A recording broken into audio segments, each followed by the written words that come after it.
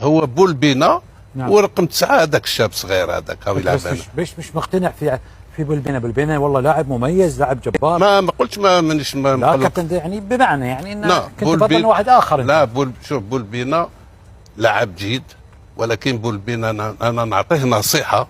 بولبينا كره القدم فيها الضرب، فيها الكوراج، فيها تنحي الخوف. هو عنده هذا الخوف هذا يستعملوش.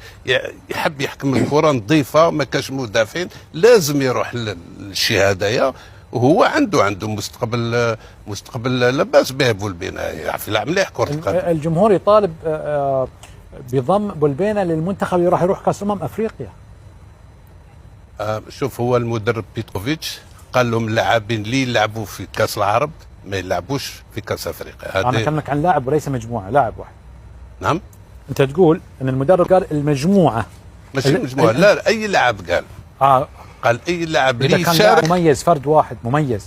هم يقولوا يقولوا الناس يقولوا هكذا. لا، هو انا نتبع المدرب واش يقول. المدرب قال لك اللي يشارك في كاس افريقيا ما يشاركش معايا في كاس العرب، ما يشاركش معايا في كاس بالمجمل أفريقيا. انت مش مقتنع باداء منتخب الجزائر اليوم؟ اليوم ما عجبنيش كاع، ما عجبنيش كرة، لا طريقة اللعب، لا تغيير لاعبين. انا ما عجبنيش في التغيير تاع اللاعبين. والو المدرب، انا مدرب صديقنا وحبيبنا، وهو مدرب مستوى لا باس عليه، ولكن بارفوان كاين خطرات وين الانسان ينجم يغلط في الاختيار، لان دخل عطال هو ما ينجمش يجيب لك حتى حاجه زياده، لان راهو مصاب وراهو رافد في الميزان.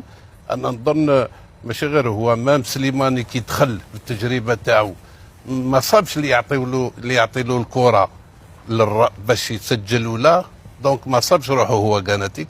انا نظن التغييرات ما كانوش في محلهم، والبدايه تاع اللاعب اللي لازم تدخل ما كانتش في بدايه.